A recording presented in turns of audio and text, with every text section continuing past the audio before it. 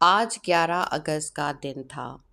اگست کا مہینہ مجھے ہمیشہ کچھ زیادہ گرم محسوس ہوتا ہے، شاید اس لیے کہ اس کی ہوا میں صرف گرمی نہیں، کتنے ہی مہاجروں کا لہو، کتنے ہی بچھڑنے والوں کی آہیں اور کتنے ہی خوابوں کی راکھ بھی شامل ہے۔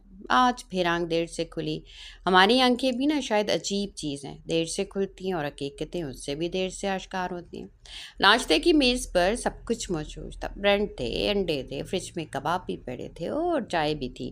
اچانک خیال آیا، سڑک کے کنارے بیٹھے وہ مزدور بھی تو اسی صبح کے منتظر ہوں گے۔ میرے پاس تو انتخاب تھا کہ آج کیا کھاؤں، مگر ان کے پاس شاید یہ انتخاب بھی نہیں تھا کہ آج کھانا ملے گا یا نہیں۔ کتنے لوگ ہوں گے جن کے گھروں میں روٹی ان کی منتظر ہوگی، اور کتنے ایسے ہوں گے جو روٹی کے انتظار میں بیٹھے ہوں گے۔ چائے کا کپ اٹھایا اور لان میں آ گئی۔ پھول کھل چکے تھے، دھوپ نے بھی جیسی ان پر شفقت کا ہاتھ رکھ دیا تھا۔ دل نے کہا، کاش زندگی بھی کبھی پھولوں کی طرح ہو جائے، چند دموں کے لیے ہی صحیح ہمیں خوش کر کے چلی جائے۔ میں گھر کی صفائی میں لگ گئی، کپڑے جھاڑتی، چیزیں صاف کرتی رہی۔ پھر اچانک خیال آیا، ہم گھروں کی گرد تو روز صاف کرتے ہیں، مگر اپنے دل اور اپنے ضمیر کی گرد وہ تو برسوں سے جمی رہتی ہے۔ صفائی کرتے کرتے ایک پرانی ادبی کتاب ہاتھ آ گئی، شاید 20 برس پہلے پڑھی تھی۔ اس کے صفحات پلٹے تو ایک جملہ سامنے آ گیا: Heard melodies are sweet, but those unheard melodies are sweeter. ان سنی دھنیں سنی ہوئی دھنوں سے زیادہ شیریں ہوتی ہیں۔ کتنا عجیب ہے نا، ہم بھی تو ساری زندگی اپنی دھن بناتے رہتے ہیں، کبھی خواہشوں کی، کبھی محبت کی، کبھی کامیابی کی، کبھی کسی ایسے خواب کی جو کبھی حقیقت ہی نہیں بنتا۔ زندگی اپنی موسیقی خود بناتی جا رہی ہے اور ہم صرف اس کے ساز بنے بیٹھے ہیں۔ آج قیمہ بنایا، قیمہ بناتے ہوئے ایک اور خیال آیا، نہ جانے ہم زندگی میں کتنے لوگوں کی خواہشوں کا قیمہ بنا دیتے ہیں۔ کسی کے خواب کو اپنی انا سے، کسی کی امید کو اپنی بے حسی سے، اور کسی کی محبت کو اپنی مصروفیت سے، اور پھر ہمیں احساس بھی نہیں ہوتا کہ ہم نے کسی انسان کے اندر کا خوبصورت خواب مار دیا ہے۔ کھانے کے ساتھ ایک ڈرامہ دیکھنے بیٹھ گئی، کہانی بھی مذہب سے دوری اور جدید آزادی خیال کا موضوع تھا۔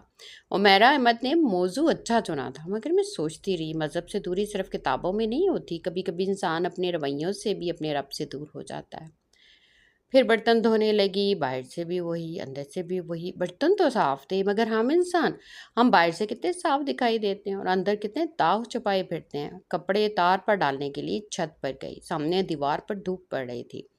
اچانک بادل آ گئے، دھوپ گئی، سایہ آ گیا۔ زندگی بھی تو ایسے ہی ہے، کبھی دھوپ کبھی چھاؤں، نہ دھوپ ہمیشہ رہتی ہے اور نہ سایہ۔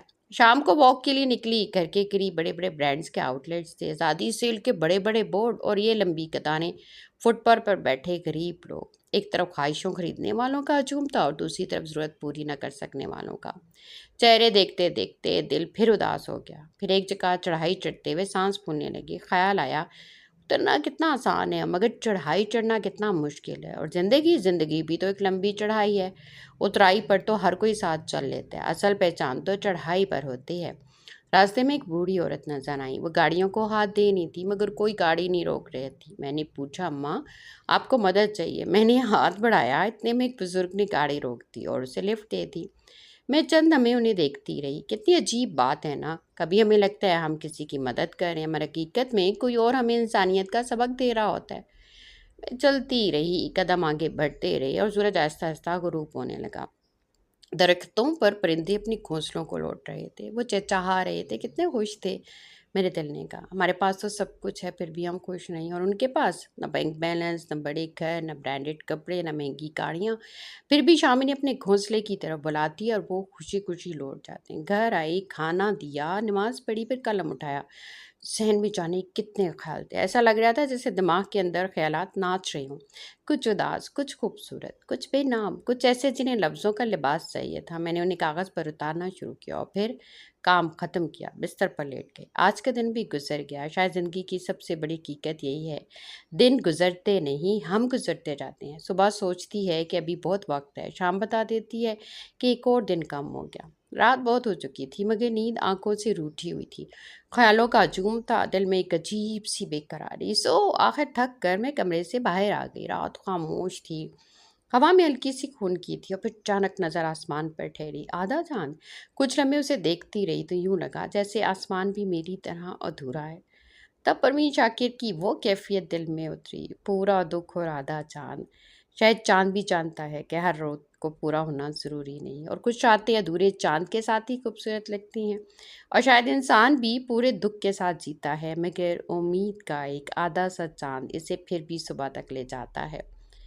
پورا دکھ اور آدھا چاند، ہجر کی شب اور ایسا چاند، یادوں کی آباد گلی میں گھوم رہا ہے تنہا چاند، اتنے گھنے بادل کے پیچھے کتنا تنہا ہوگا چاند، رات کے شانے پر سر رکھے دیکھ رہا ہے سپنا چاند، صحرا صحرا بھٹک رہا ہے اپنے عشق میں سچا چاند، رات کے شاید 1 بجے ہیں، سوتا ہوگا میرا چاند۔